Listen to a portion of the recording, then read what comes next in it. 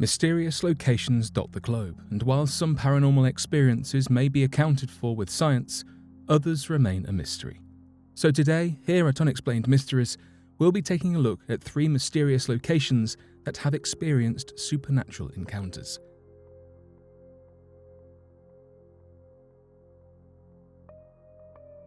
Dead Children's Playground, Alabama's Maple Hill Cemetery. Maple Hill Park in Huntsville, Alabama, a children's playground, sits adjacent to Alabama's largest cemetery, Maple Hill Cemetery. Locally referred to as Dead Children's Playground, it's not surprising that the park is home to a host of supernatural encounters. Nocturnal visitors have reported the eerie, disembodied laughter of children, the frantic calls of mothers looking for their children, and the squeak of swings caused by more than just the evening's breeze. Photographers have captured mysterious orb shapes playing on the playground's equipment, mysterious child-sized figures, and disconcerting illuminations. It seems the children buried in the cemetery enjoy the sight just as much as their living counterparts. Maple Hill is Alabama's oldest cemetery, having been officially founded in 1822, but reports suggest that the land was used as a burial ground for quite some time before that. The site originally encompassed only 2 acres of land, but now sprawls over 100 acres. It is the final resting place of over 80,000 people, including US senators and Confederate soldiers. Many believe the cemetery's playground is haunted by the spirits of hundreds of children who died during the 1918 Spanish flu pandemic. If a playground situated amongst gravestones wasn't eerie enough, the park's perimeter is demarcated by dramatic, rugged stone. Years before the construction of the playground in 1985, the area was used as a limestone quarry. After it was abandoned, thick woodland formed and would become the backdrop for some brutal and horrific crimes. In the 1960s, several children from the local area were reported missing. According to local urban legend, someone walking through what would become the playground site came across a child's skull. The abandoned quarry was searched to unearth the missing child's remains. The bodies of the children showed signs of malnourishment and healing wounds, suggesting the perpetrator tortured their victims over some time rather than committing the murders in a frenzied attack. The string of child abductions ended after the bodies were discovered, but the serial killer was never found. Many of the children's bodies recovered were given a proper burial in the adjacent cemetery. You might think that a playground tucked away in a cemetery with a dark and violent history would not be popular with its neighbors. But in 2007, when the city of Alabama attempted to remove the playground to make room for more burials, it caused outrage among local people. The park was instead refurbished with modern equipment and picnic tables, and remains a well-used public facility by both the living and the dead. Greyfriars Kirkyard and the Mackenzie Poltergeist. Contrary to Halloween blockbusters and TV specials, graveyards are considered to be the best place to spot paranormal activity. Cemeteries are often peaceful grounds and a final resting place for the dead. But what happens when that final resting place is disturbed? Situated in the middle of Edinburgh's Old Town, Greyfriars Kirkyard is a cemetery that is steeped in history. It was first used as a burial ground back in 1562. And is now home to a host of notable figures from Scotland's past, including William McGonagall. Potterheads may recognise the name as the inspiration behind J.K. Rowling's Professor McGonagall, and many other tombstones in the cemetery can be linked to characters in the Harry Potter series. Another notable figure buried just outside the kirkyard is Bobby, a loyal dog who spent 14 years protecting the grave of his owner, John Grey. Unfortunately, dogs are not permitted to be buried within the kirkyard, as it is considered consecrated ground, but the faithful dog has been honoured with a statue that has become one of the city's most visited attractions. The city of Edinburgh had to close off part of the kirkyard, the Covenanters' prison, due to an onslaught of peculiar attacks in the early 2000s. In 17th century Scotland, an intense religious struggle led to thousands of Covenanters being persecuted for their beliefs, many of whom were brought to Greyfriars Kirkyard as prisoners. They were kept in squalid conditions and given little food to eat.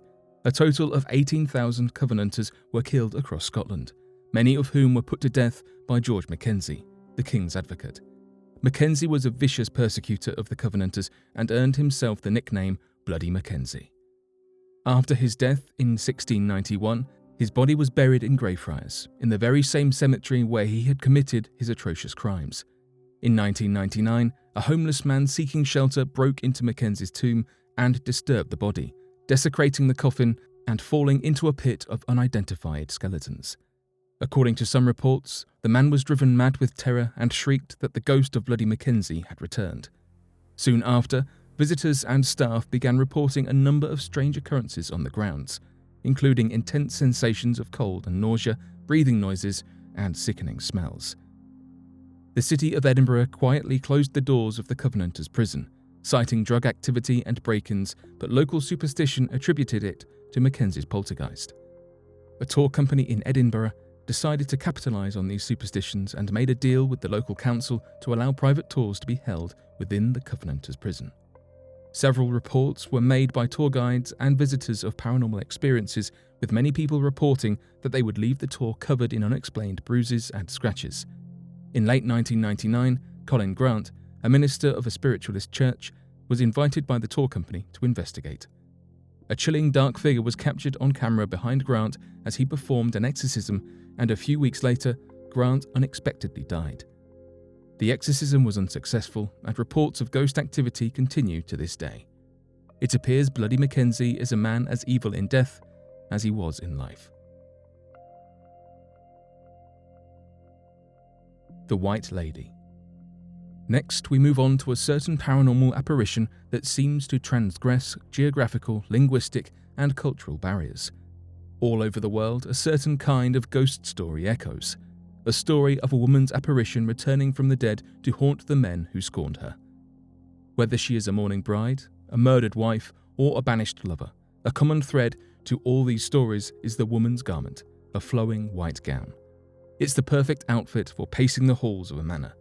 It also often relates to the woman's married or almost married status in her tragic love story. In Canada, the lady in white haunts Montmorency Falls near Quebec City.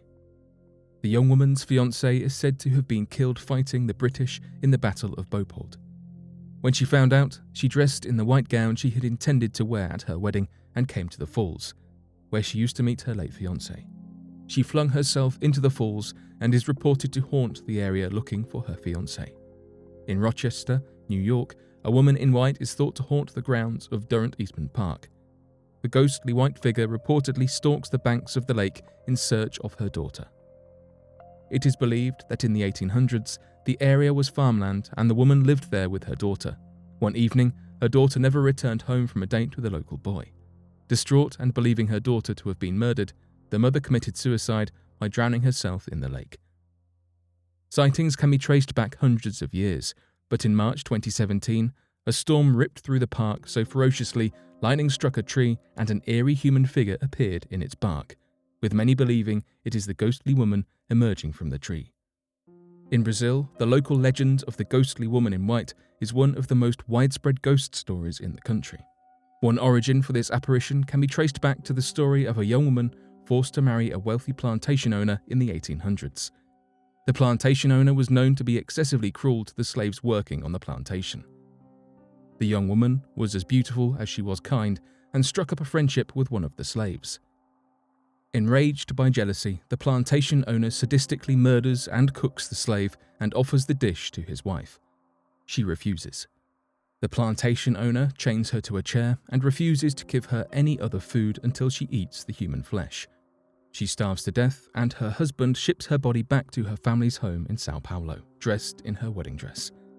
Legend has it that now, every few months, a man will go missing from the streets of Sao Paulo after meeting an ethereal, beautiful woman in a white gown. The story changes from country to country, but across the world, every town seems to have their own lady in white.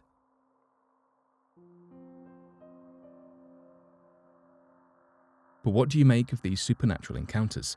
Be sure to let us know your thoughts in the comment section below and help us by growing this community while working to solve these unexplained mysteries.